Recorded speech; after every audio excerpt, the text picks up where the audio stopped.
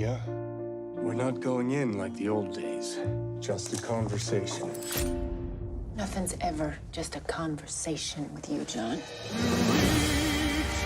The unreachable.